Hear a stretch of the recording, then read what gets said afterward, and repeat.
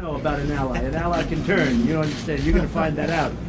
That comment from President Trump to the Coast Guard on Thanksgiving may now be more relevant than it was intended to be. Michael Flynn, President Trump's former national security advisor, may be cooperating with special counsel Robert Mueller's investigation into whether the Trump campaign colluded with Russia to influence the 2016 election. The president's lawyer, Jay Sekulow, says he's been expecting this development for weeks, and he insists that this is not bad news for the president. Zeke Miller is a White House reporter for the Associated Press and a CBSN political contributor. Zeke, is this not bad news for the president? This is certainly not great news for the president. We don't know just how bad it is. Either it's Michael Flynn is entering potentially some sort of plea agreement negotiation. Walk us through the logic of why we think this could mean that there is a plea bargain coming. And in fact, the president's lawyer himself has said it's probably a plea deal. Why? Yeah, because basically it's normal for attorneys for potentially mutual defendants or in any sort of investigation to be in communication, sort of sharing intelligence, what the questions they're being asked, their colleagues are being asked about that investigation. And in this case, but they have to ethically break off those contacts when one side is talking to prosecutors and one side is not. It's still subject to investigation. So that's the challenge. So we know now that Mueller is talking with Michael Flynn's attorneys about some agreement. We don't know if anything is going to come of that. We also don't know if that's bad for the president or just bad for Michael Flynn. Either way, even if it's bad for Michael Flynn, it's still bad for the president. It's just not maybe as bad as it might be. Yeah, that's a great point. I mean, even his lawyers are saying, yeah, maybe a plea deal, but it may not have anything to do with the president. That just seems like wishful thinking. Is there any other explanation? Well, certainly there are. The question is, does Robert Mueller want to take Michael Flynn to trial or not? Here on sort of, we know that there is significant liability that he faces on his the way he filled out his security clearance forms, his SF-86. His dealings with Turkey, not registering as a foreign agent, things like that exposed him to legal jeopardy. The question is that what Robert Mueller is looking for? And is that what this is all about? Or is he trying to get more intelligence and more of investigatorial leads on the President of the United States?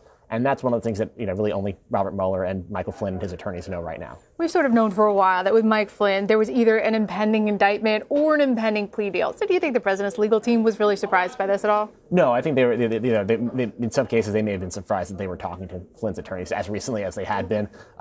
Just given how advanced the stages of the Flynn investigation were. Obviously, the Flynn investigation predates Robert Mueller. It goes back to 2015 in some cases, with the FBI has been looking into some of those contacts. So it is kind of interesting seeing how that is playing out this far. So shifting over to foreign policy, we know on Friday morning the president talked Turkey with Turkey's president, Erdogan. I'm sorry, forgive the pun. I know that is a groan-worthy pun, but on the day after Thanksgiving, he has a conversation with the president of Turkey. They're discussing Iran. What came out of those conversations?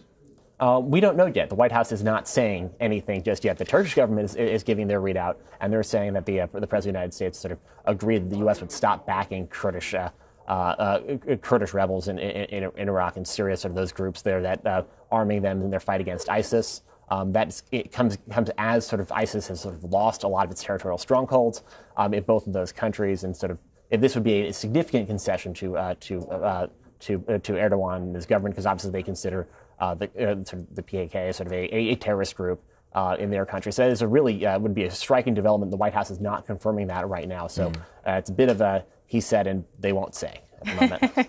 Another thing that they like to say is that they want to get one major legislative achievement done by the end of the year. Tax cuts looking like the next big attempt. But there's some GOP infighting ahead of next week's vote. What is the likelihood that they're actually going to be able to get a deal and get something passed? Well, the question is, can they get to a deal? That's likely. Republicans control the House and the Senate and the White House. Can they do it by the end of the year? That's an entirely different question. That requires things moving, sort of by a very carefully orchestrated pathway. And, with Congress, if past has been, its prologue here, Congress has not done anything easily this year. They've always found the hard road.